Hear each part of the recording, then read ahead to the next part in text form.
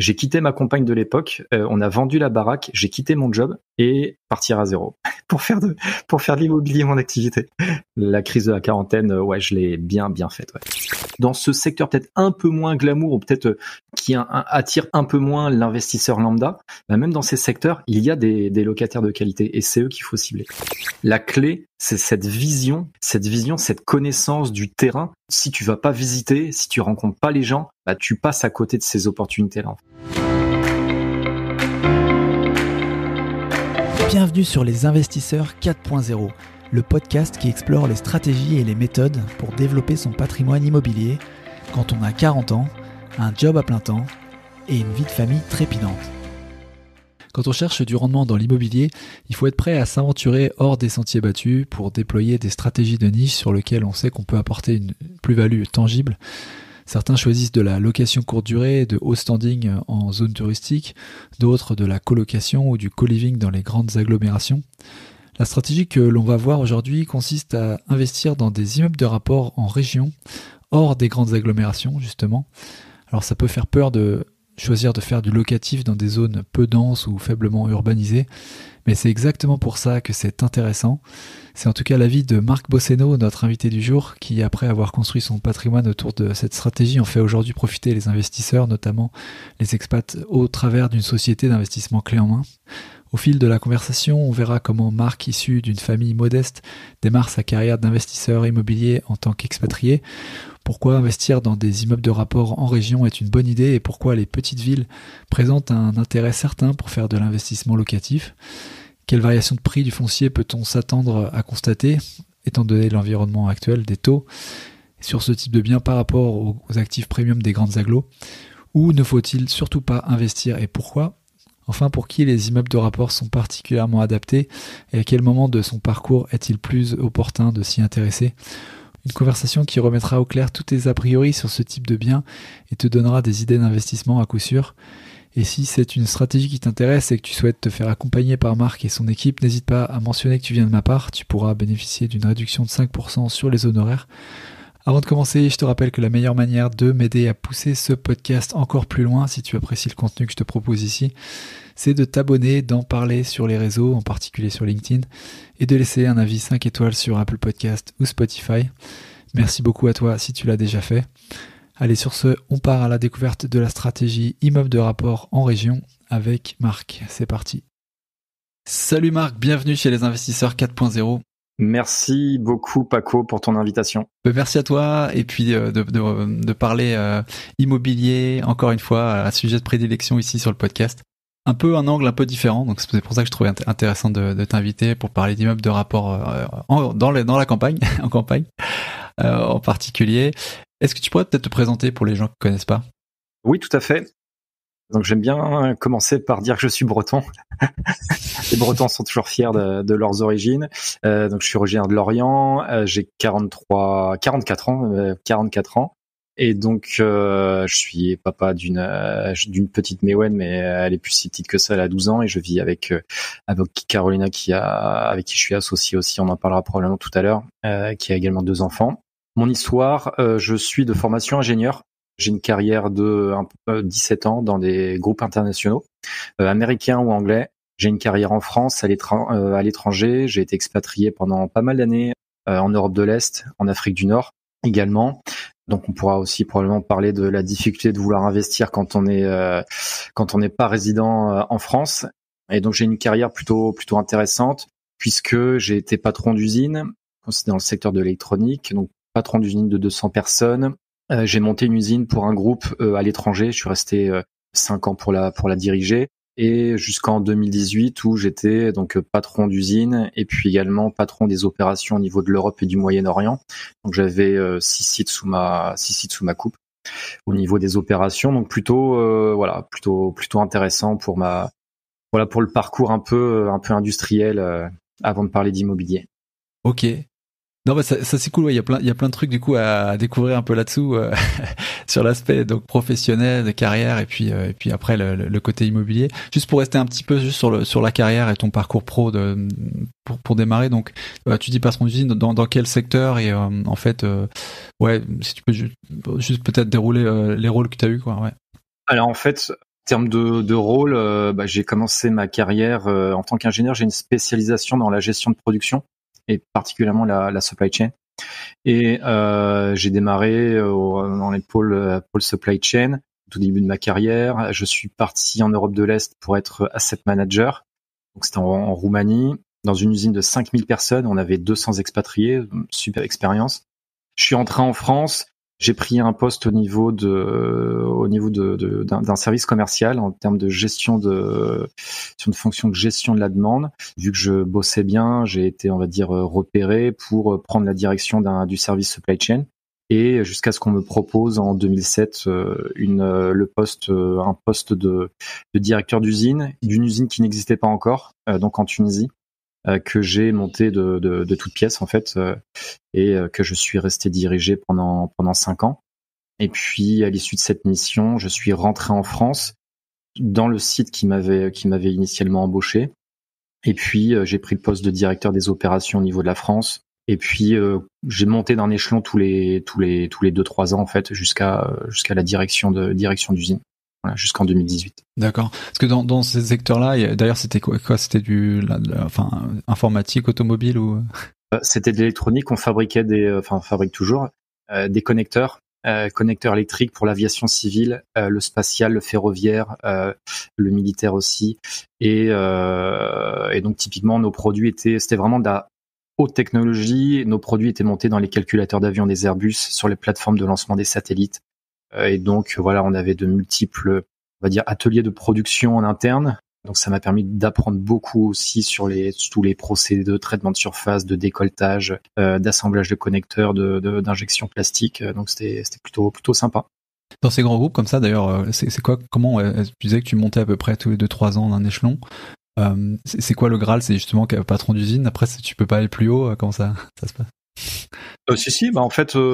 T'es patron d'usine, ensuite patron des opérations au niveau de l'Europe et du Moyen-Orient. Bon, c'est déjà pas mal. Après, tu montes patron de division, on va dire. Puis ensuite, c'est des postes plus corporate. On va dire le travail d'une manière générale occupe une très grosse partie de ma vie. Bon, j'ai eu la reconnaissance, on va dire, de mes pairs. Dans ce groupe, donc côté à la Bourse de Londres, j'ai été sur 20 000 personnes, j'ai été le plus jeune patron d'usine. J'étais patron d'usine à 28 ans. Et donc voilà, on apprend beaucoup. Ça a beaucoup aussi d'avantages en termes de progression à partir du moment où on se donne les moyens. Et ça a aussi d'autres inconvénients, c'est-à-dire que c'est aussi très cadré. Donc moi je suis quelqu'un de très axé process, donc c'est bien.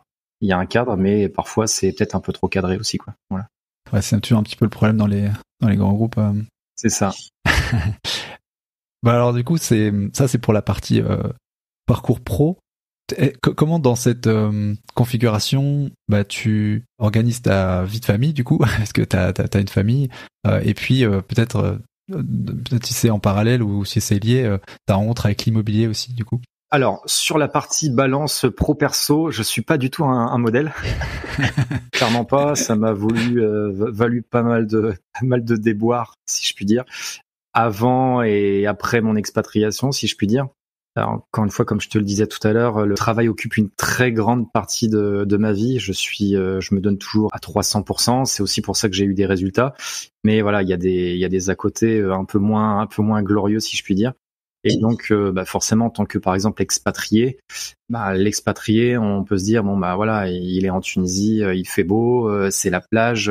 Ouais, enfin, sauf que on bosse 6 jours sur 7 et voilà, on compte pas ses heures et donc ça a des inconvénients. Donc, clairement, je n'ai pas été un modèle.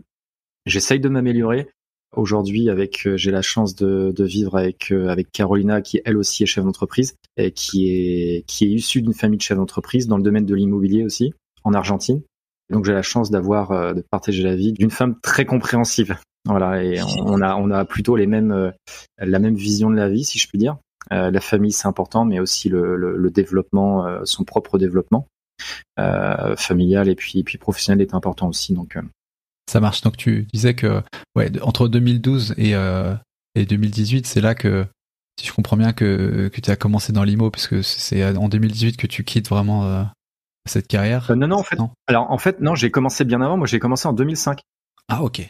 Ouais. Et en fait, c'était vraiment dans une optique de constitution de patrimoine à long terme, absolument sans aucune stratégie.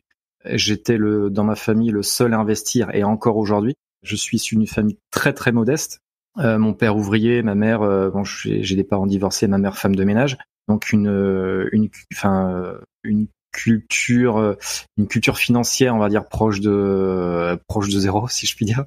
Et donc c'est aussi, on va dire, ça qui m'a motivé, dans le sens où j'ai vécu mes parents divorcés, vécu avec ma mère pendant pas mal d'années. Je voyais mon père tous les week-ends. Ma mère n'avait absolument aucun moyen, donc alors on va pas sortir les mouchoirs, mais voilà, c'était compliqué. La moitié du mois, on n'avait pas grand-chose à manger, secours populaire, enfin voilà. Donc je sais d'où je viens, et donc et c'est aussi ça qui m'a poussé à vouloir investir, parce que clairement je voulais pas du tout la même vie, et je voulais en faire profiter aussi ma famille. Et donc j'ai démarré après mon expatriation en Europe de l'Est, je suis rentré en France, et dès que j'ai été embauché, j'ai acheté un premier appartement. Et puis ce qui s'est passé, c'est que j'en ai acheté un deuxième 2 ou 3 ans après, et ensuite il y a eu l'expatriation, patatras si je puis dire, dans le sens où expatriation à l'époque, le clé en main, ça n'existait pas, et donc vouloir investir dans un bien immobilier sans avoir de personne de confiance sur place et en étant à distance et sans avoir de temps, c'était quasi impossible. Sauf qu'on l'a fait quand même, mais parce que à l'époque mon ex-beau-père était, il avait un peu de temps, et surtout il s'y connaissait très très bien en travaux, et donc on a acheté quand même un immeuble, encore une fois sans expérience, avec des connaissances, on va dire, en fiscalité, mais après on peut parler des erreurs qu'on peut faire quand on est débutant, quand on n'est pas accompagné. Je pouvais très bien être ingénieur, avoir fait des études. Je me suis vu plus beau que ce que j'étais. Donc fiscalement, ça n'a pas été une réussite. C'était quoi la plantade du coup? T'étais en nu? Honnêtement, sur le papier, c'était une très belle opération. J'ai plus les chiffres en tête, mais mon ex-femme est originaire de la Somme, en fait, dans le 80. Et on avait acheté, un immeuble il y avait 3 logements qui étaient à réhabiliter, et on a créé un 4e logement dans les combles. Donc tout se passait bien jusqu'à ce que, en fait, on l'a acheté en nom propre et en nu, en exploitation en nu. Et ça, c'était pendant l'expatriation. Et en fait, on est rentré en France, on s'est séparés. Bon, ça a été sur le côté perso, ça a été un peu plus compliqué. On avait acheté en indivision. Donc, patatras, là, s'il a fallu, il était hors de question que je rachète les parts de mon ex-femme. Donc, on a bradé l'immeuble. Mais à la rigueur, on n'a pas perdu d'argent sur le principe, sauf que est venue la déclaration d'impôt, et en fait, j'avais déclaré tous les travaux dans ma déclaration, mais de toute bonne foi. Et en fait, j'avais pas vu le petit alinéa au niveau de quand tu fais en termes de déclaration de travaux, et que quand tu achètes en nom propre, que tous les travaux ne sont pas déductibles, et encore moins lorsque c'est de la création de surface. Et donc, quand tu crées de la surface dans un immeuble, il faut séparer les factures des logements qui existent et du reste.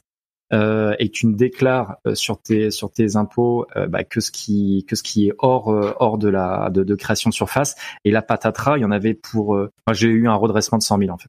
Pour faire quoi? Ouf, ouais, ça fait quand même pas mal. Ouais. Ouais, alors au final, j'ai eu un redressement de 100 000. Il y a eu c'était la période où j'avais plus ma fille. Enfin, j'étais seul. Mon ex-femme était partie avec ma fille à 150 bornes. Enfin bon, c'était compliqué. Plus le redressement fiscal, tu te retrouves aux impôts devant la personne en face de toi. Il en a absolument rien à faire de ton histoire, et t'es limite en train de pleurer, mais pas pour lui quémander quelque chose. C'est que c'est trop, quoi. C'était trop d'un coup. En fait, l'avantage que j'ai eu, c'est que je peux avoir un redressement d'impôts, mais je payais mes impôts à l'étranger. Donc au final, j'ai dû payer 3 ou 4 000, quoi. Mais donc j'ai limité la casse, mais ça aurait pu être la cata là.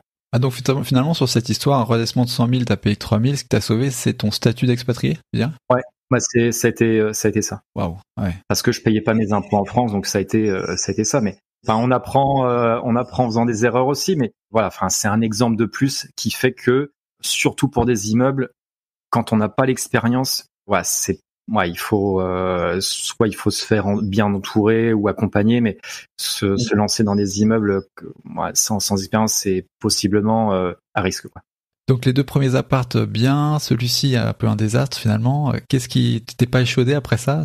Comment t'as Non. Alors par contre, il a fallu. J'ai encore attendu. Là, c'était hyper frustrant parce que professionnellement, ça marchait bien. De toute façon, je faisais que bosser, donc j'avais les résultats. En fait, il a fallu que j'attende la fin du divorce et puis solder les comptes, si je puis dire, pour reprendre les investissements. Et là, par contre, pour le coup, j'ai investi de manière, au pas cadencé, quoi. Donc, de manière assez massive. Donc, j'ai repris les invests en 2014, en fait. 2014. À peu près à partir du moment où j'ai su que je pouvais, que j'étais libéré, si je puis dire, d'un point de vue mariage, que voilà. Et donc là, j'ai enchaîné. J'ai eu la chance par hasard, de rencontrer un marchand de biens et je lui ai acheté plusieurs appartements d'un coup. En Bretagne, en fait, à Lorient et puis en bord de mer, pour faire de la colocation, un peu de courte durée, puis de la location nue standard. Je lui en ai pris à l'époque, combien? 2, 3, je lui en ai pris 5.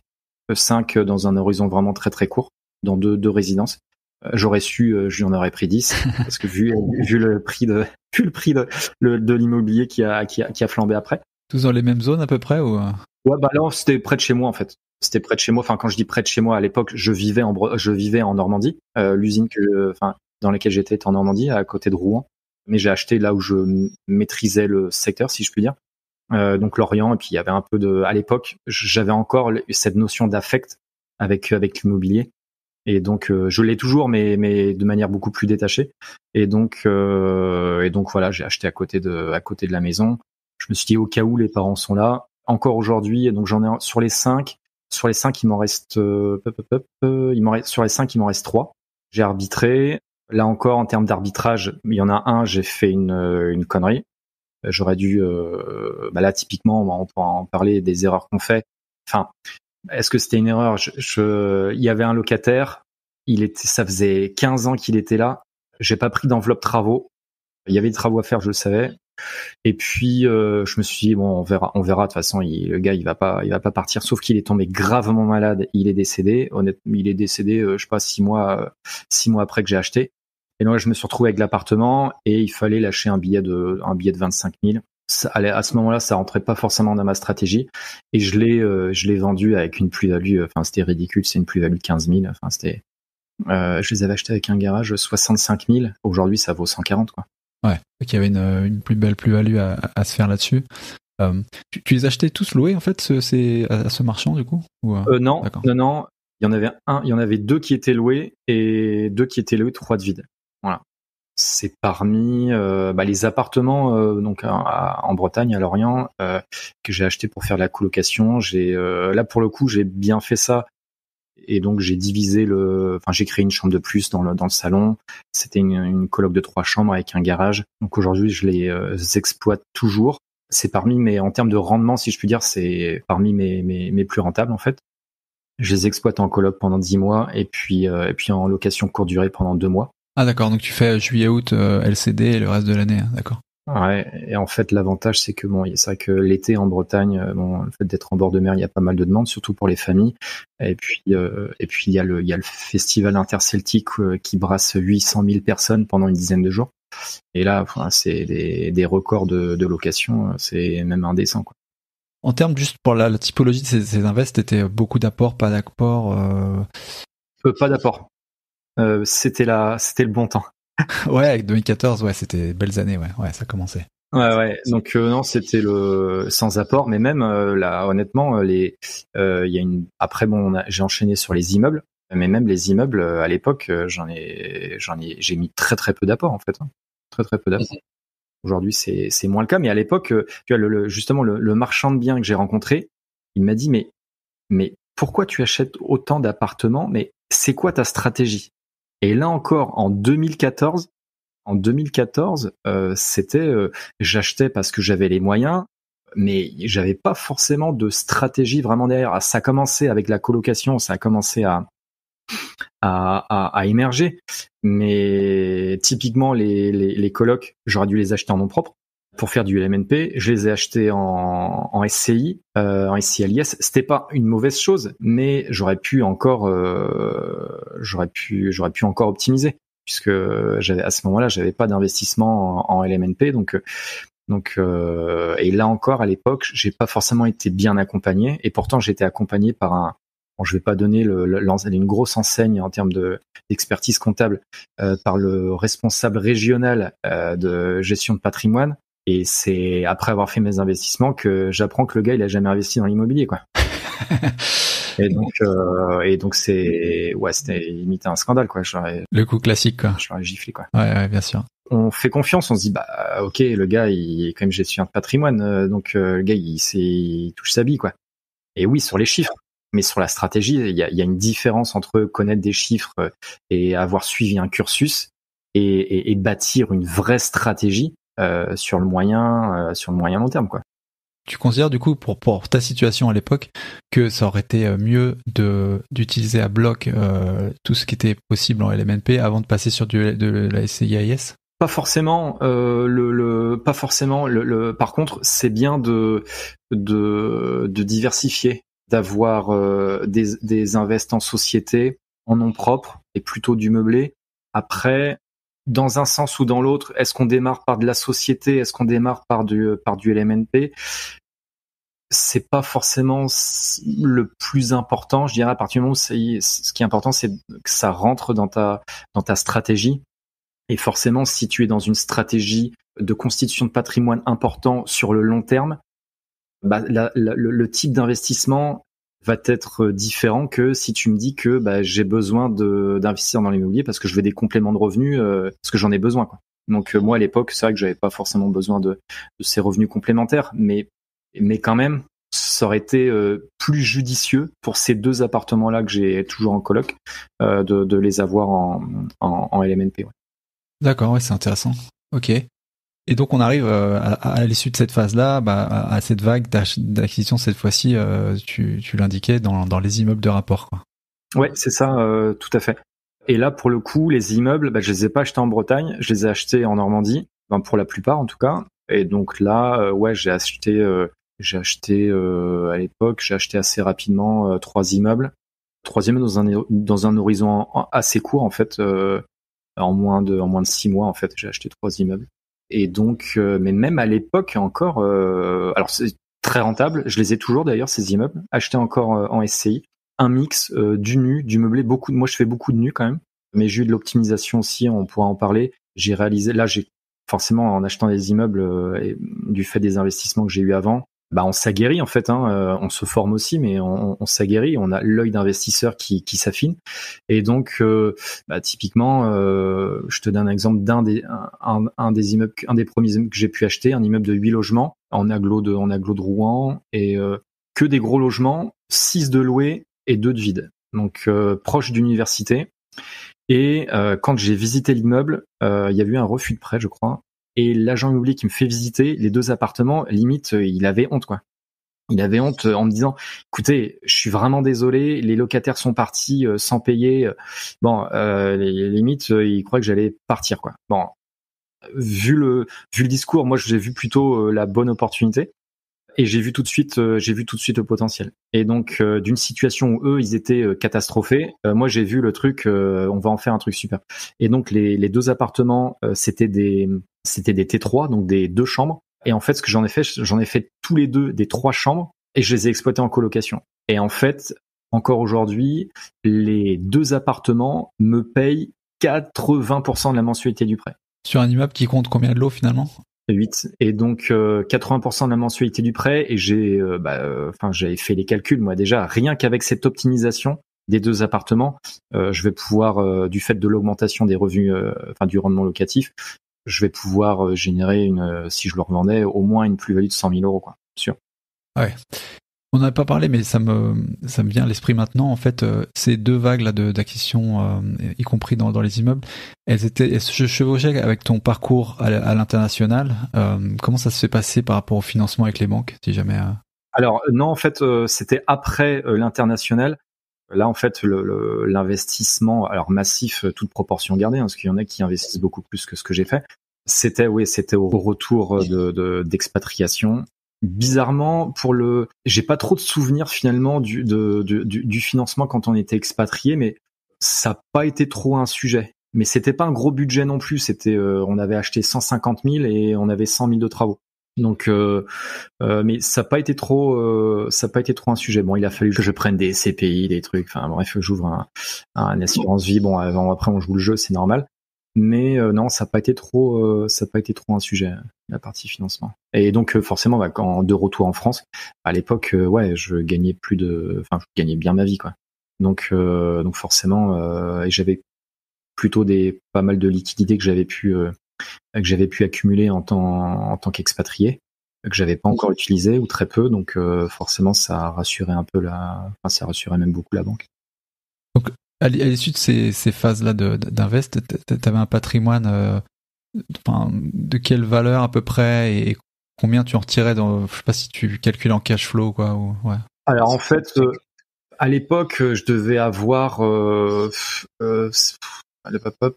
jusqu'en 2018, je sais pas, je devais avoir 130 000 euros de revenus locatifs à l'année, quelque chose comme ça. Et puis patrimoine.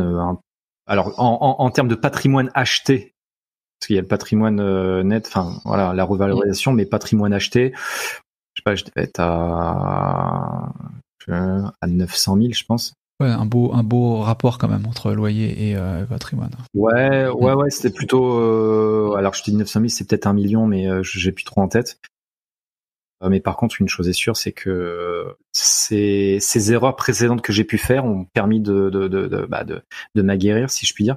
Et puis, et du coup, non seulement d'avoir un rendement locatif, mais aussi de générer une plus-value latente, en fait, grâce aux optimisations que j'ai pu faire. Ouais, parce que c'est toujours la même chose, en fait, quand on s'interroge sur tout ce qui est loyer. Et d'ailleurs, tu as donné les loyers plutôt que le cash flow, ce qui est pas mal parce que ça permet de construire aussi la façon de penser des investissements IMO qui sont pas monolithiques. C'est vraiment, ça dépend de chaque situation.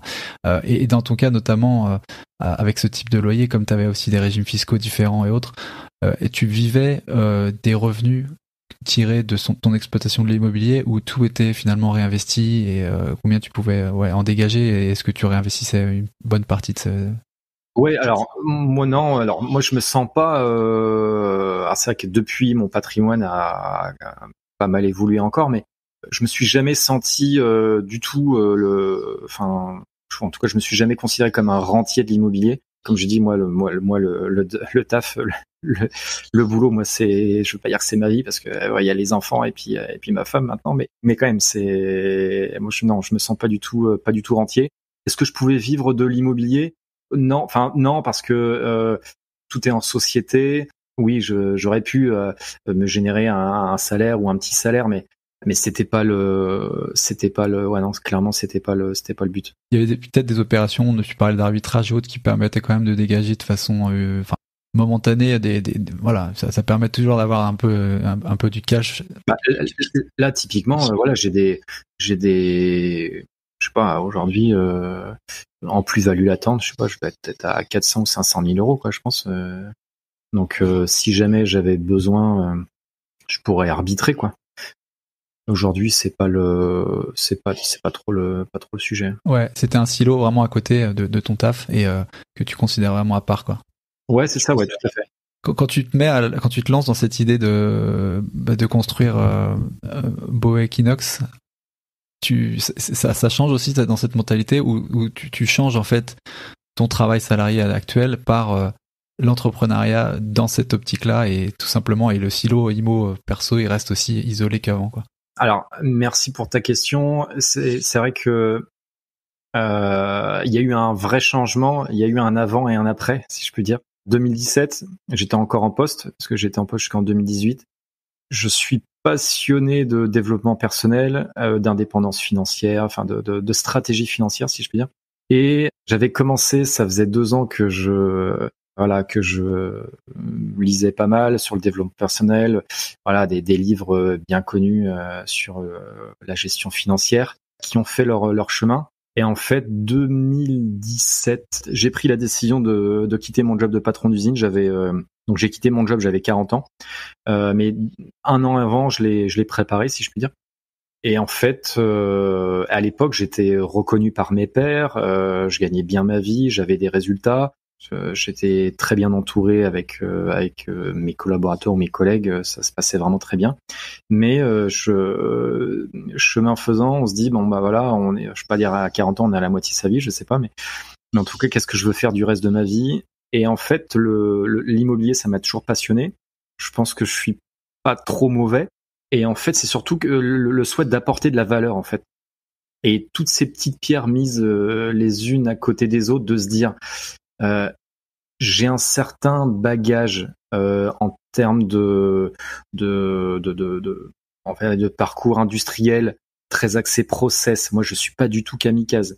Et puis un parcours d'investisseur immobilier avec un apprentissage un peu sur le terrain, couplé par des formations, une certaine expérience, très axé dans l'apport de valeur en fait. Et je me dis mais ce que j'ai vécu, si j'avais eu quelqu'un à l'époque, en 2004 ou 2005, quand je me suis lancé, si j'avais eu quelqu'un avec l'expérience que j'ai aujourd'hui pour m'accompagner dans mes projets, mais j'aurais cassé la baraque. Et ce que j'ai pu me constituer en 15 ans à l'époque, ou en 10 ans, non, à l'époque c'était 15 ans, mais je me le serais constitué honnêtement, en 3 ou 5 ans. Avec dans une ambiance sereine et pas dans le dur, pas de voilà, là ça a été au forceps un peu quand même. Et donc je me dis c'est ça que je veux faire en fait. Et donc le gars 40 ans, il a vrillé. Le gars 40 ans, il a vrillé, j'ai quitté ma compagne de l'époque parce que je vivais à l'époque avec une autre personne. J'ai quitté ma compagne de l'époque, on a vendu la baraque, j'ai quitté mon job et partir à zéro pour faire de l'immobilier mon activité. Donc voilà, la crise de la quarantaine, ouais, je l'ai bien faite, ouais. C'est bien ça, c'est bien. Dans un court instant, on plonge dans la thèse d'investissement de Marc et des raisons qui lui font se porter sur les immeubles de rapport en région et pourquoi c'est hors des grandes agglomérations que l'on trouvera les meilleures opportunités liées au nouveau DPE notamment. À tout de suite. Je voulais peut-être qu'on parle pour cette peut-être la deuxième partie de notre conversation justement sur ce qui fait le cœur de la stratégie de la société et du coup de tes convictions par rapport à cette stratégie sur l'investissement en immeuble de rapport en province. Est-ce que tu peux peut-être nous donner un peu justement qu'est-ce qui t'a amené à t'orienter sur cette stratégie? Quelle est peut-être la thèse d'investissement là-dessus et pourquoi tu crois peut-être que c'est toujours le bon plan? En tout cas, un truc auquel il faut s'intéresser. Ouais, voilà, c'est ça. Alors le bon plan, oui, mais c'est comme tout investissement, il y a des bons et des mauvais plans, hein, donc encore faut-il savoir bien le faire. Alors pourquoi investir en région? Alors c'est vrai que j'ai eu utilisé le mot province. Alors moi je suis pas de Paris, hein, donc je me suis fait reprendre parce que c'est la province, c'est très parisien. Donc notre discours c'est investir en région. Et donc même si on accompagne beaucoup de clients qui habitent à Paris et puis Île-de-France. Alors il y a deux choses, c'est investir en région et investir dans les immeubles. La première chose c'est investir en région, c'est moins cher. Alors, on peut être en région et en dehors des grandes agglomérations, parce que vous pouvez être en région, si je puis dire, mais dans les grandes agglomérations. Donc, nous, notre stratégie, c'est d'investir en région et en dehors des grandes agglomérations. Pourquoi ? Parce que, c'est le prix mètre carré est moins cher, ça nous permet d'acheter plus gros et plus de lots.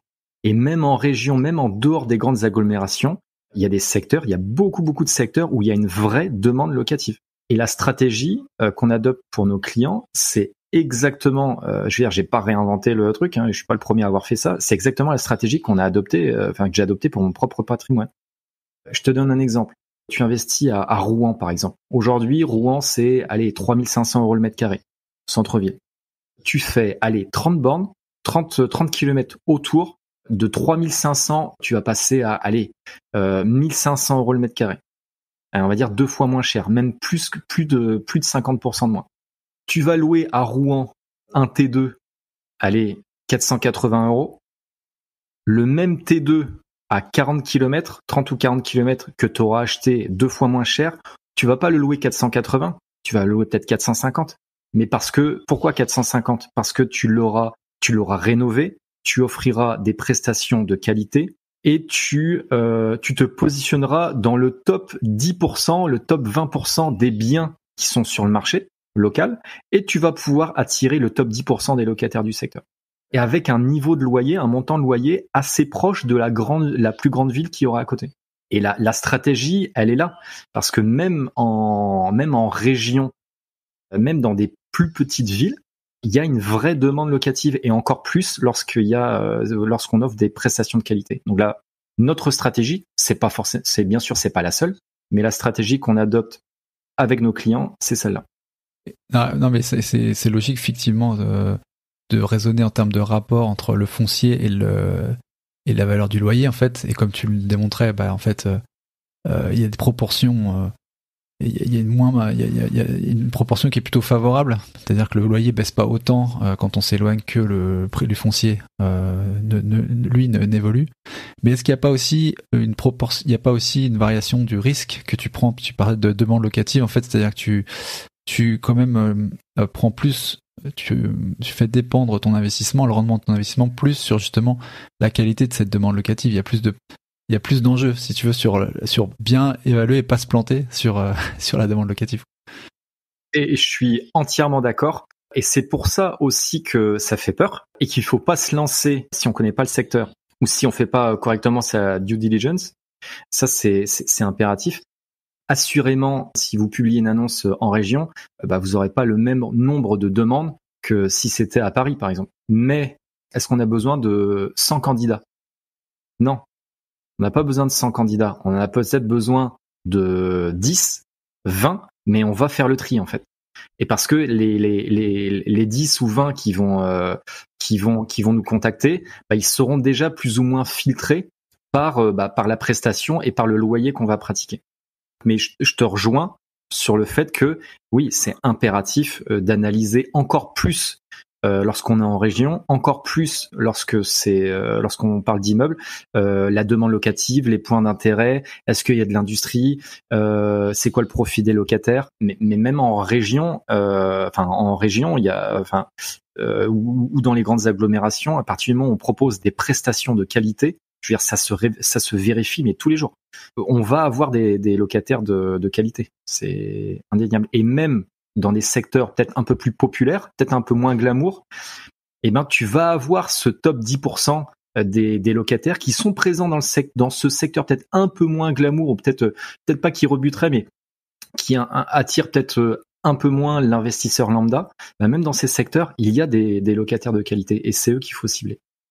Peut-être pour replacer aussi les choses, être sûr qu'on parle de quoi on parle en fait. Est-ce que tu peux nous dire ce que tu entends par campagne? Est-ce qu'il y a des choses qui sont justement, en termes de nombre d'habitants, densité, proche des lieux d'intérêt? Et puis peut-être dans un deuxième volet, ce qui serait intéressant justement, c'est de voir quels sont les moyens d'obtenir ces top 10%. Donc au-delà d'une rénovation, effectivement, un produit qui plaît, mais tu vois, on parlait jusqu'à encore il y a quelques années, faire des fausses annonces, on sait que ça marche plus maintenant. Comment est-ce que tu évalues peut-être en amont cette tension locative? Donc en termes alors on va dire pour nos clients, on est sur des villes de 3000 à 50 000 habitants. La ville ce qu'il faut dire, on dit ouais mais 3000 habitants, c'est quand même possiblement pas beaucoup. Oui, mais si la ville de 3000 habitants, elle est située à 20 km, 20 ou 30 km d'une plus grosse ville, elle va bénéficier du rayonnement de cette plus grosse ville. Et des exemples, alors on pourrait me donner des contre-exemples aussi, bien sûr, mais des exemples, on en a tous les jours, de secteurs qui passent complètement sous le radar de l'investisseur lambda, où il y a une demande locative, mais c'est même, c'est hallucinant. Il y a des secteurs, des villes de 3000 ou 10 000 habitants, on a pu visiter des immeubles de 9 appartements, de 10, de 6, de 19, qui étaient quasiment loués en totalité, des trucs de fou. Donc, et alors que ça passe, c'est pas le type de ville ou le type de secteur qu'on voit aux 20h, quoi. Tu vois, donc notre rôle, c'est vraiment d'avoir aussi cette pas juste regarder des chiffres sur un graphique en consultant Google. La clé, c'est cette vision, cette connaissance du terrain. Et si tu vas pas visiter, si tu rencontres pas les gens, bah tu passes à côté de ces opportunités-là. D'accord. Donc ouais, sur l'évaluation de la demande, tu dirais c'est d'aller faire sur le terrain, demander qui habite là, regarder un peu, se faire une idée soi-même finalement de l'attractivité. Alors en fait, c'est pas que ça, bien sûr. Pour moi, ça c'est essentiel, cette vision de terrain, cette connaissance du terrain. Mais bien sûr, après, il y a des données de base aussi, quoi. On va regarder l'évolution démographique. Mais moi, je suis très très mesuré par rapport à l'évolution démographique. Je te donne un exemple très concret, et c'est dans mon patrimoine. J'ai investi dans des secteurs ou dans des villes pas ultra glamour, voire pas. Et pourtant, j'ai eu et j'ai des rendements et une demande locative, mais même moi encore, j'ai mis un appartement, je voulais retester parce que c'est en agence. Mais j'ai voulu retester, j'ai eu un appartement qui s'est libéré, un T3, et j'ai eu en une semaine, j'ai eu peut-être 70 demandes. 70 demandes, alors que tu poses la question à 10 investisseurs, t'en as 9 ou 8 qui vont te dire non, je sais pas, je le sens pas, quoi. Je sens pas, la demande la démographie est un peu descendante. Bon, oui, soit la démographie est un peu descendante, sauf qu'encore une fois, j'ai pas besoin d'avoir 300 demandes. On se positionne en fourchette haute du marché en termes de prestations, on fait toujours des choses de qualité et on attire les locataires en quelque sorte à notre image, quoi. Donc il n'y a pas vraiment du tout de secret autre que, enfin, c'est les mêmes canaux de distribution, d'annonces, etc. Vous faites pas par exemple, du sur-mesure dans l'approche d'aller chercher de façon proactive, tu vois, le locataire en nouant par exemple des partenariats avec des lieux d'intérêt ou d'employabilité ou de choses comme ça. Vous faites les mêmes canaux que n'importe qui, les annonces, c'est ça ou... Oui, enfin, quand je dis nous, nous, on passe beaucoup par des agences qui gèrent. Moi, je sais que j'ai une grosse partie de mon patrimoine qui est gérée par des agences. J'en ai une partie aussi que je gère en direct, mais parce que c'est un choix, notamment le meublé ou les colocs. Enfin, les colocs, par exemple, je les gère moi-même. C'est compliqué de trouver des agences qui sachent vraiment bien gérer des colocs. Donc je le fais moi-même. Non, en termes on va dire de protocole de sélection des locataires, c'est plutôt standard. Mais l'avantage que l'on a d'investir en région, c'est que il y a beaucoup moins de concurrence sur les biens de qualité. C'est hallucinant. J'en suis encore. Ça m'étonne tous les jours. On visite des immeubles toutes les semaines, constamment, et ça m'étonne encore, pas plus tard qu'hier, de voir des immeubles dont les appartements. C'est encore des vieilles kitchenettes, des cabines de douche pourries, des grippins, et très souvent ce sont les propriétaires à l'ancienne, quoi. Qui ont gardé leur patrimoine et en fait ils ont cette vision de l'époque, si je puis dire, on prend un peu tout ce qui vient et puis on fait à l'économie, quoi. Aujourd'hui, c'est plus du tout ce que demandent les propriétaires et c'est plus du tout ce que demandent les locataires. Et de toute façon, que ça soit dans mon patrimoine ou pour les clients, on fait pas nos clients, c'est ce qu'ils nous demandent aussi. On fait pas de l'immobilier, on fait pas de l'investissement pour être un peu des marchands de sommeil, quoi. On veut que nos locataires soient logés décemment, quoi. Ouais, il y a effectivement encore une fenêtre d'opportunité, même si elle va se refermer au fil des temps, au fil des rénovations, des nouveaux investisseurs qui arrivent sur le marché. C'est un mouvement naturel, mais on aura au moins quelques bonnes années devant nous. C'est un peu l'esprit, quoi. Oui, clairement. Après, il va falloir se tirer son épingle du jeu dans la durée. Mais honnêtement, nous on a, je sais pas, il y a encore aujourd'hui, honnêtement, 9 immeubles sur 10 qui nécessitent des rénovations, quoi. C'est pas anecdotique, hein. C'est le plus gros du parc qu'on peut visiter, en tout cas qui semble intéressant, quoi, à acheter. Il y a des trucs qui, au contraire, tu te dis c'est des no-go pour toi, des trucs vraiment rédhibitoires dans les régions où tu vas pas, du coup. Dans les régions, typiquement des toutes petites villes où il y a rien. où il y a rien autour, il y a pas de centre d'intérêt, et on te dit bah ouais, un immeuble de, je sais pas, un immeuble de 6 logements, un immeuble de 6 logements qui est vide. Ouais, mais ça a été laissé vide à la demande du propriétaire, parce que bon, ouais, ça on le connaît l'histoire. Et s'il y a pas de centre d'intérêt, c'est à risque. Donc ce n'est que de la rente à papier. Donc il faut vraiment encore une fois s'assurer qu'il y a une vraie demande locative autour. Ce qui peut être rédhibitoire. Nous, on est très très vigilant, bien sûr, à la demande locative. C'est un investissement locatif, donc c'est un peu le minimum. Et la deuxième chose, c'est le rendement. Le rendement, je m'explique, le rendement locatif, on peut très bien se dire ah bah tiens, on a trouvé une opportunité en rendement brut, on est à je sais pas, à 7% par exemple. Ok, on se dit ah tiens top, moi j'habite à Paris, des rendements bruts c'est pas plus de 3 ou 4%, donc ah ouais c'est top, on y va. Ok, sauf que si le marché c'est pas 7%, le marché c'est 8 ou c'est 9 ou c'est 10, bah potentiellement on va faire une mauvaise affaire parce qu'on leur a acheté le bien trop cher ou il est pas bien exploité. Enfin, donc ça on est garant, si je puis dire, on est vigilant par rapport à ça, et ça c'est vraiment une connaissance du secteur, du marché. Et la troisième chose, encore une fois, c'est les chiffres. Après, il y a des débats suivant au niveau des professionnels. Quand on achète un immeuble, est-ce qu'on achète qu'une rentabilité ou est-ce qu'on achète un prix au mètre carré aussi? Nous, on considère, je dis pas qu'on détient la vérité, mais nous on considère qu'on achète à la fois du rendement et à la fois c'est de la pierre, on achète un prix au mètre carré. Et donc il faut surtout vérifier que votre projet global, tout inclus notaire et travaux, s'inscrit encore dans le prix marché. De telle sorte que si jamais vous avez besoin de revendre dans l'urgence, bah au minimum vous allez revendre au prix que ça vous a coûté, au minimum. Donc ça c'est important, et on voit beaucoup trop d'investisseurs qui se positionnent sur des biens que nous on propose pas à nos clients, mais on est en relation avec les agences donc on sait, et ils vont se prendre des bananes, c'est sûr, parce que on sous-estime les travaux ou l'agence surestime les logements. Je te donne un exemple très très concret, un immeuble de 6 logements qu'on a pu nous proposer il y a pas si longtemps, un immeuble de 6 logements, que des studios. Belle renta, même la rentabilité au-dessus du marché. Tout est loué, sauf que ces 6 studios, tout est à rénover. Ou en tout cas au départ des locataires. Et en fait, quand tu intègres les travaux, en fait, tu te retrouves 30% au-dessus du prix du marché en prix mètre carré. Et là, tu écoutes l'agence immobilière, bah ouais non, c'est la méga opportunité, c'est la pépite de l'année. Ouais, sauf que inclus les travaux, si demain tu as besoin de revendre, le bien il sera pas liquide. Et donc nous on souhaite aussi que investir en région, ça peut faire peur, et surtout on nous pose la question, j'ai peur, est-ce que je vais réussir à louer? Bon, ça après voilà, on fait l'analyse qui va bien, mais est-ce que je vais réussir à revendre? Est-ce que ça va attirer d'autres personnes qui vont vouloir acheter mon immeuble? Bah oui, si il y a la demande locative, oui, si le rendement il est cohérent avec le marché, et oui, si votre prix au mètre carré global est cohérent avec le marché, votre immeuble sera liquide.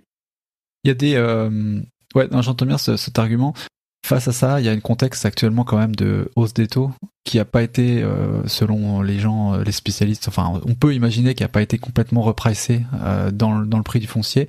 Est-ce qu'il n'y a pas un risque là aussi que même si on a pris précaution au moment de l'étude, au moment de l'acquisition, de se mettre en sécurité, comme tu disais, d'intégrer tout et d'être au moins au prix du marché, les biens qu'on a en stock, entre guillemets, ils se dévalorisent, qu'il n'y a pas un risque qu'ils se dévalorisent, et peut-être un peu plus du coup dans ces régions par rapport à des proches des agglos et autres, où peut-être le prix se tiendrait un peu plus, quoi. Alors nous on le voit pas, ou pas, en tout cas pas encore, mais nous on a beaucoup de, alors on est très vigilant à ça bien sûr. L'augmentation des taux n'a pas eu un impact sur le rendement, mais sur la trésorerie en quelque sorte, le cash flow. C'est clair qu'il y a 2 ans, on pouvait emprunter à un taux de 1% ou 1,5% sur 25 ans. Aujourd'hui, on est à 4% sur 20 ans. Donc, le cash flow a été très nettement diminué. On a plutôt assez de détachement par rapport à ça, dans le sens où l'évolution des taux, c'est cyclique. En 2001, on était à 7%. En 2011, on était comme aujourd'hui à 4%. Et en 2020, 2021, on était à 1%, quoi. Donc il va y avoir des évolutions. Aujourd'hui, on est dans une situation où les taux augmentent. Viendra le moment de renégocier les prêts. Par contre, c'est à bien intégrer dans votre, dans la stratégie des investisseurs. Clairement, les biens qui étaient peu rentables et pour lesquels on était obligé de faire un effort d'épargne avant, bah là, on est obligé de faire un très gros effort d'épargne. Nous, les projets qu'on propose, bah on était en cash flow positif, plutôt important. Bah aujourd'hui, on est plutôt sur de l'autofinancement. Donc, la notion dans ce contexte, j'ai pas de boule de cristal, mais la notion d'analyse du marché et du prix au mètre carré, elle est encore plus importante qu'aujourd'hui. Mais de toute façon, même si d'aventure le marché corrigeait, bah il y a toujours les loyers qui sont là, qui vont rester les mêmes, voire même qui vont avoir tendance à augmenter du fait d'autres problématiques, notamment énergétiques, où on va avoir des logements qui vont pas être louables. Et donc il va y avoir tout le monde parle d'une tension locative qui existe déjà, mais la tension locative, elle va s'étendre et particulièrement en région aussi, parce qu'il y a beaucoup d'immeubles et d'appartements qui nécessitent de la rénovation. Ça, c'est quand je dirais quand t'es dans le bon côté quand t'es dans le bon côté du problème, du contexte actuel, toi notamment, si t'es à l'achat aujourd'hui, c'est plutôt tendance à pouvoir négocier plus justement. T'as des loyers qui sont revalorisés comme tu le disais, donc si t'es sur une moyenne, c'est un horizon long terme, ça c'est bien. Par contre, effectivement, si t'es sur un immeuble acheté en province, qui est pas rénové, qui est en passoire thermique et dont le prix du foncier aurait tendance à plus baisser qu'autre chose, là t'es quand même à risque, parce que non seulement tu risques d'avoir une moins-value, et en plus les loyers, si tu peux plus louer, ils sont proches de zéro, mais c'est pas le projet qui est le vôtre de rénover, etc. Donc ça. Non, nous notre stratégie, ça serait plus d'acheter au bon prix ce type de biens, de les rénover et d'en faire vraiment quelque chose de top. Mais aujourd'hui, un propriétaire, je te donne un exemple concret d'un immeuble que j'ai été visiter il y a pas longtemps, il y a 13 logements. L'immeuble, il a été acheté 600 000. Il a acheté 600 000 il y a 2 ans. Le propriétaire, il le vend 450. Il le vend 450. Bon, il a amorti. Donc là, ce 450, c'est ce qui lui reste à rembourser. Et en fait, il a complètement éludé cette notion de réglementation énergétique. Il a demandé une toute petite enveloppe travaux. Il s'est dit de toute façon, c'est loué. Bon on verra. Sauf qu'aujourd'hui, il a pas les fonds pour et il a des diag en F et en G, et, enfin une partie, et il a pas les fonds pour donc il vend, il brade si je puis dire. Mais ça c'est des exemples comme ça, on va en avoir mais des tas. Donc pour toi, grosse opportunité pour toi plus qu'autre chose sur le DPE. Alors grosse opportunité, oui et non, parce que il y a opportunité. Encore une fois, faut s'y connaître. On en est au début de ça. Oui, il y aura des opportunités, ça va croître. Aujourd'hui, on en est les propriétaires commencent tout juste, notamment les anciens, commencent tout juste à prendre conscience que oui, c'est plus comme avant, et que rénover à l'économie, enfin rafraîchir, ça suffit plus. Mais encore aujourd'hui, les propriétaires, notamment les anciens, les personnes qui ont, on va dire, un certain âge, ont encore cet affect et se dire non mais mon immeuble il vaut ça. Ah non, il vaut plus ça votre immeuble. C'est parce qu'il y a tant de travaux à réaliser, et donc c'est encore difficile aujourd'hui de faire accepter ça en termes de négociation. Et nous clairement, on est là pour analyser le prix marché actuel, d'intégrer les travaux qui correspondent également, en intégrant la partie rénovation énergétique. Et si on considère que tout ça cumulé, on n'est pas dans les clous du marché, on négocie. Et si on ne peut pas négocier, on n'y va pas. Ça sera pas une bonne affaire. C'est à risque. Donc ça peut être des bonnes affaires, mais ça peut être une vraie cata si on s'y connaît pas. Ça c'est clair. Ouais, faut être patient, mesuré, et pas acheter n'importe quoi non plus. On n'a pas parlé du coup, mais en fait entre immeubles de rapport et acheter des appartements multiples, en fait, c'est quoi pour toi l'intérêt et les avantages et inconvénients peut-être de faire ça? Alors, je vais parler que des avantages, non, je plaisante. J'imagine. Non, mais enfin honnêtement, parce que c'est vrai qu'on y croit dur comme fer. Et encore une fois, on ne fait que on va dire que répliquer aux clients qu'on accompagne clé en main dans leur projet, la stratégie qu'on a adoptée pour notre propre patrimoine. Mais on va dire ce qui peut faire peur. Je vais commencer par les inconvénients, si je puis dire. Le premier inconvénient, c'est que c'est pas fait pour tout le monde. Et donc, si on n'a pas une appétence, je vais pas dire au risque, mais pour acheter un immeuble, faut avoir un état d'esprit un peu plus punchy, si je puis dire, que la moyenne. Et une chose est sûre, c'est que il faut une vraie expertise.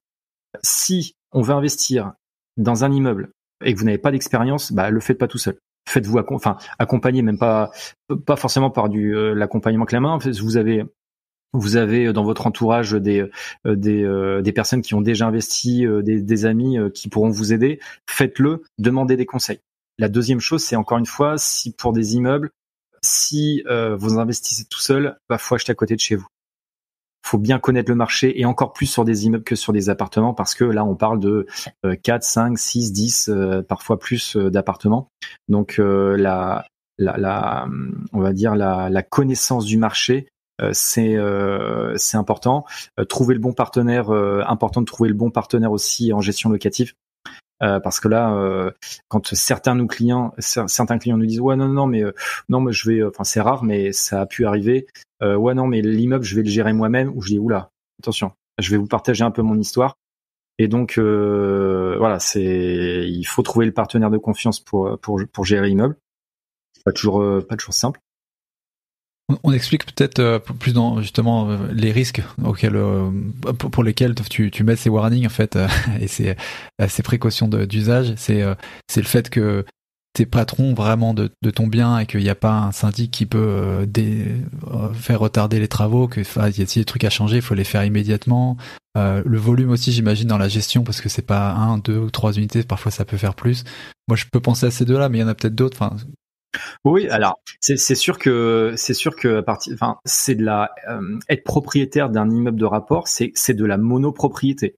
Vous êtes le boss de l'immeuble entier. Donc il y a une tête, c'est vous.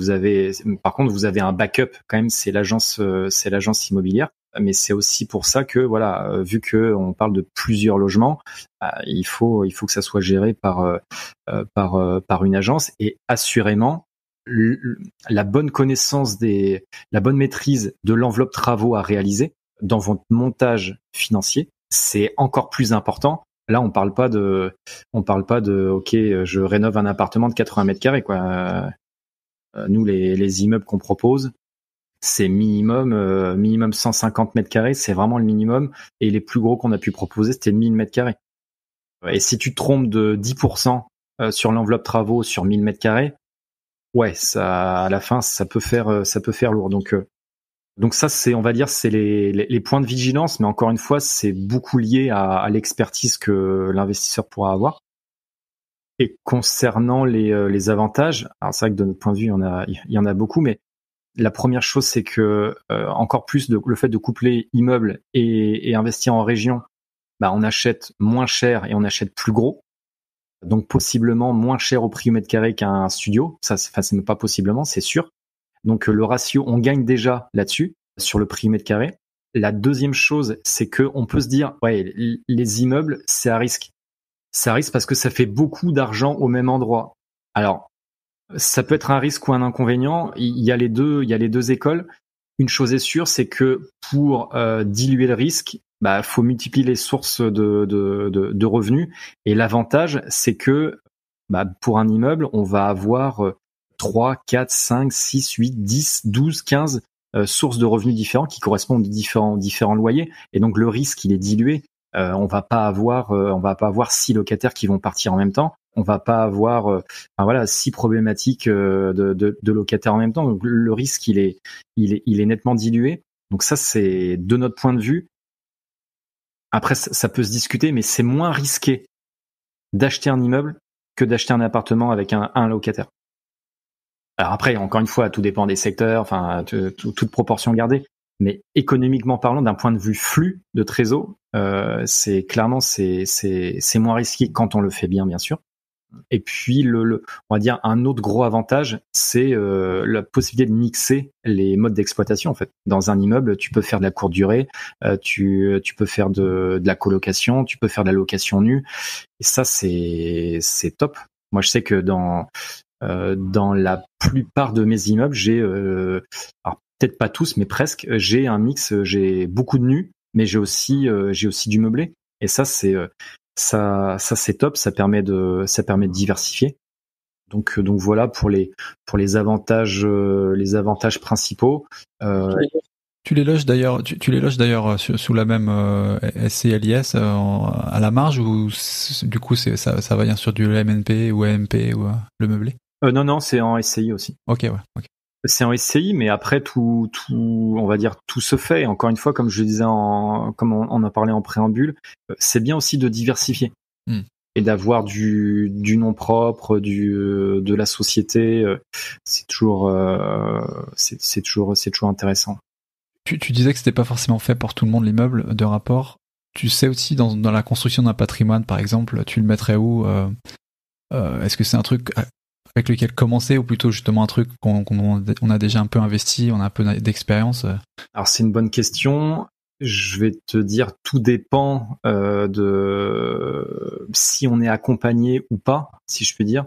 Si on veut le faire tout seul, je veux dire que j'ai un peu moi le parcours un peu classique, même si ça a pris du temps, mais à l'époque voilà, il y avait pas tout ce qu'il y a aujourd'hui en termes de tutos, de formation et je ne sais quoi. Si on le fait tout seul, je pense qu'il faut s'aguerrir, et donc il faut commencer par des appartements, quelque chose de plutôt sécure, un peu de travaux. Tiens, j'ai fait mes calculs, j'ai fait mon analyse de marché, j'ai évalué mes travaux, j'ai trouvé mes partenaires. Ça marche bien, ok, je vais peut-être en faire un deuxième, ok. Et puis ensuite, ça y est, j'ai gagné confiance, et donc si je veux encore le faire tout seul, je vais passer à un immeuble, mais je serai passé par ces étapes-là.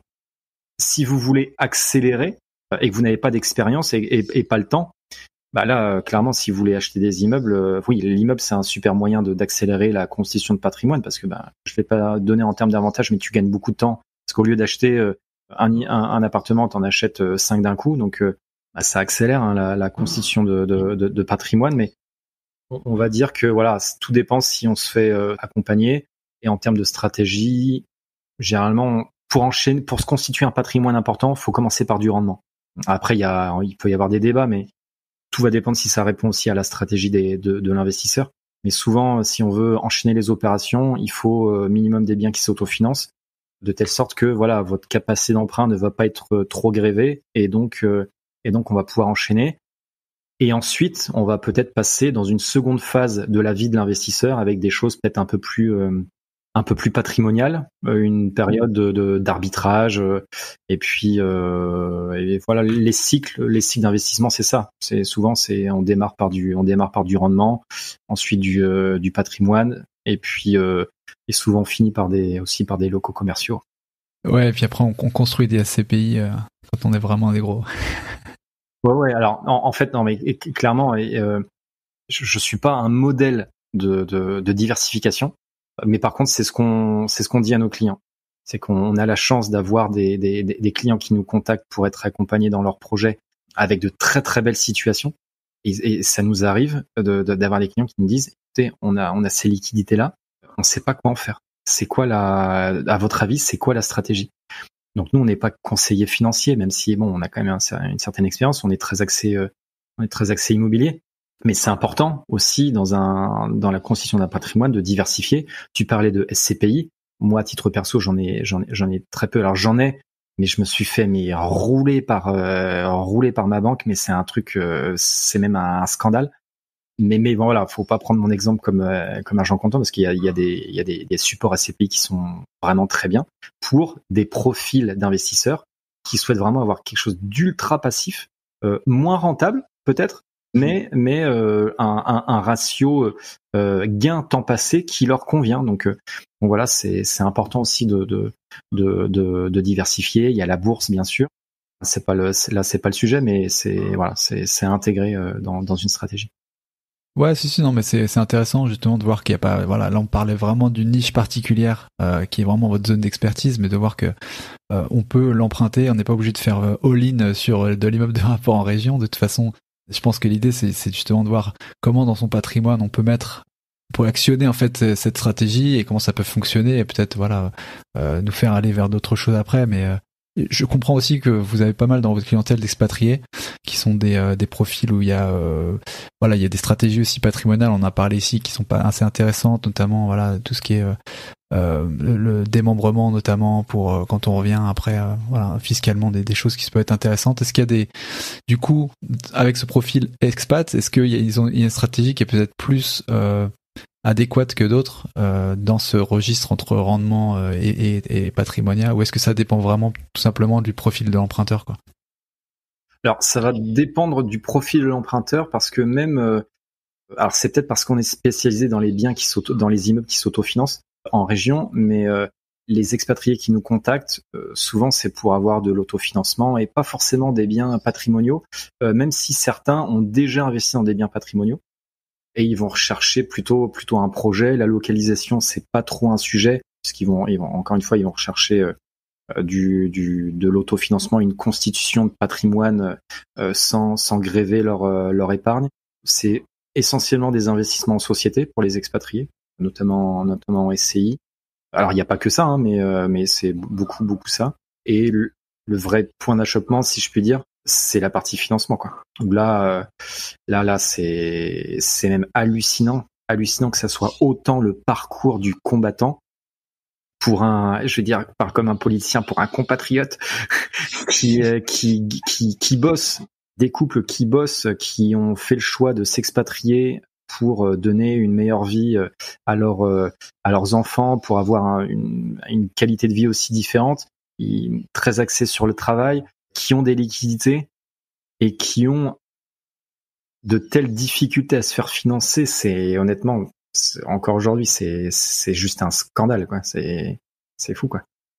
Donc, mais voilà, c'est des histoires de garantie bancaire, c'est compliqué. Oui, c'est compliqué. Sauf que, enfin, voilà, quand t'as 500 000 euros en cash sur ton compte, je veux dire, je comprends même pas que ça soit encore un sujet de se faire financer, quoi. Donc, ouais.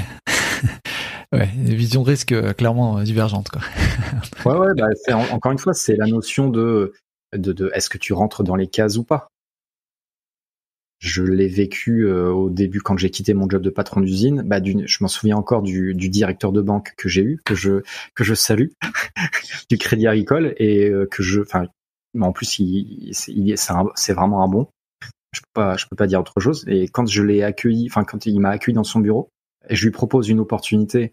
Et là, pour l'instant, pour le coup, c'était en marchand de biens, parce qu'on fait aussi, on a des opérations de marchand de biens. Et c'était une méga opportunité.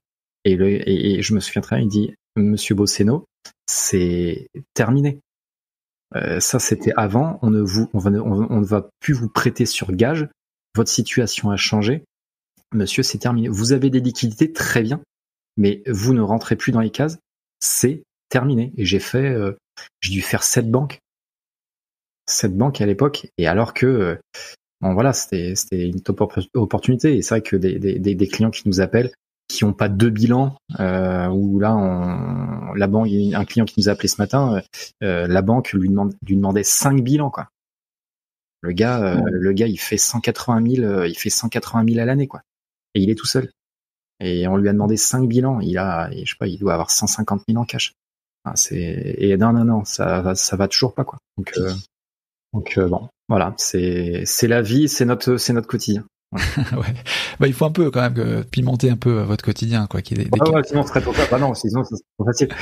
Sinon tout le monde le ferait, même s'il y en a beaucoup. Exactement. Mais... Bon, bah c'est cool. Bah écoute, on arrive sur la fin un petit peu de l'épisode. Avant de se quitter, est-ce qu'il y a des ressources des ressources que tu conseillerais à des gens? Et tu peux évidemment parler de votre offre également, mais peut-être des ressources pour les investisseurs qui, sur les sujets dont on a parlé, qui pour toi sont vraiment primordiales, voire indispensables à avoir dans sa besace quand on investit en IMO. Alors, une première chose, c'est par retour d'expérience, c'est le vieux qui parle. Le vieux qui parle. Même si vous vous faites accompagner dans l'immobilier, formez-vous quand même. C'est important que vous puissiez comprendre ce que votre interlocuteur vous dit. Et notamment la partie fiscale, vous devez apprendre, si vous le faites tout seul, vous devez apprendre avant de passer à l'action, vous devez apprendre à vous créer une stratégie, à vous définir une stratégie. C'est essentiel. Et dans cette stratégie, je sais que t'as pu accueillir Simon que je connais, Simon d'Aragon que je connais très bien. J'abonde totalement en son sens. Dans cette stratégie d'investissement, vous devez intégrer la fiscalité le plus en amont possible. Et donc, vous devez maîtriser la fiscalité. Si vous le faites tout seul, c'est juste impératif, limite une question de survie, si je peux dire. La fiscalité peut vous transformer un immeuble, un immeuble, en tout cas un investissement, d'un investissement rentable à quelque chose de vraiment très très moyen, voire déficitaire. Donc attention à ça. Et donc voilà, suivez des formations, ou alors il y a déjà beaucoup de contenu, par exemple rien que sur YouTube. Ouais, à écouter tes podcasts. Enfin, il y a vraiment une foultitude d'opportunités de se former, même gratuitement. C'est pas du temps de perdu. Moi, je sais que à l'époque, ça n'existait pas. À l'époque, ou très très très peu. Et quand ça existait, j'en ai pas pris conscience. Je me suis vu encore une fois un peu trop beau. Le gars, ok. D'un point de vue professionnel, il a roulé sa bosse, il tient la baraque, mais sauf que ça n'a rien à voir. Donc ouais, se former avant de passer à l'action. T'as des ouvrages ou peut-être ou des formations particulières, ou plutôt tu disais juste du gratuit? Oui, alors c'est vrai qu'en gratuit on a beaucoup de choses. Après, je vais enfoncer, je vais ouvrir une porte ouverte, mais je parlais de le fait qu'à 40 heures j'ai vrillé. Un des livres qui m'a fait complètement sortir voir ma situation d'un autre angle, c'est Père riche, Père pauvre. Alors je suis clairement pas le seul, hein, mais c'est hallucinant comment un livre a pu transformer ma vie. C'est juste un truc. Et puis le deuxième livre, c'est Réfléchissez et devenir riche. Voilà. C'est les deux livres que j'ai lus, peut-être à un horizon assez à l'époque, c'était plutôt en anglais d'ailleurs, mais c'est un peu la base pour ceux qui se posent des questions encore. Voilà, faites pas la crise je vous dis pas de faire la crise de la quarantaine comme moi, même si aujourd'hui je suis très content et c'est grâce à ça que j'ai la vie. C'est aussi grâce à ça que j'ai la vie que j'ai aujourd'hui. Mais si vous vous sentez pas, si je peux dire, suffisamment serein pour investir par vous-même, et ça peut se comprendre, faites appel à des gens dont c'est le métier, qui vont vous partager leur expérience, qui vont vous accompagner, ou entourez-vous en tout cas de personnes dans votre entourage donc qui ont déjà investi. Et il y a une erreur que font beaucoup de gens, et je l'ai pas faite heureusement, mais c'est d'écouter son entourage, les peurs de son entourage. Et donc d'écouter des personnes qui ont pas plus d'expérience que vous en fait. J'aurais écouté mes parents, j'aurais écouté mon père. Il comprend toujours pas pourquoi. J'exagère, mais à peine. C'est pourquoi j'achète de l'immobilier, quoi. Pourquoi j'ai acheté de l'immobilier alors que c'est ça qui leur a payé des vacances, c'est ça qui. Voilà. Donc maintenant c'est intégré, mais il y a une période, j'aurais écouté mes parents, j'en serais toujours au même point, quoi. Donc et voilà, parce qu'il y a ces peurs que d'autres vont faire réagir, ressurgir sur vous. Donc attention, soyez vigilants à ça. Ça marche. Et où est-ce que les gens peuvent te retrouver s'ils veulent poursuivre la conversation? Sur LinkedIn, sur notre site internet. Donc notre cabinet BO Equinox peut vous accompagner de A à Z dans votre projet d'investissement, sur les immeubles de rapport en région ou en province comme on peut, et donc sur la niche des immeubles qui s'autofinancent. Et donc sur notre site internet, après je sais pas comment tu voudras faire, je te donnerai le lien, et vous pouvez prendre directement rendez-vous sur notre site boequinox.com. Voilà. Donc LinkedIn et puis le site internet. Super, top. Marc, merci beaucoup pour ton temps, ton expérience, le partage, c'est vraiment cool. Super. Et puis je te dis à très bientôt. Ouais, merci Paco. À très bientôt, et merci encore pour tout ce que tu fais pour la communauté. Merci. Merci à toi. Salut. Ciao. Ciao. Voilà, c'est tout pour aujourd'hui. J'espère que cet épisode t'a plu et fais-toi un investisseur un peu mieux informé. Si c'est le cas, n'hésite pas à partager ce podcast avec ton entourage et à lui mettre une évaluation 5 étoiles sur Apple Podcasts ou Podchaser. Ça permet de le faire monter dans les classements et de me donner la motivation pour t'offrir toujours le meilleur contenu. Voilà, merci beaucoup encore pour ton soutien et une très bonne fin de semaine à toi. Ciao!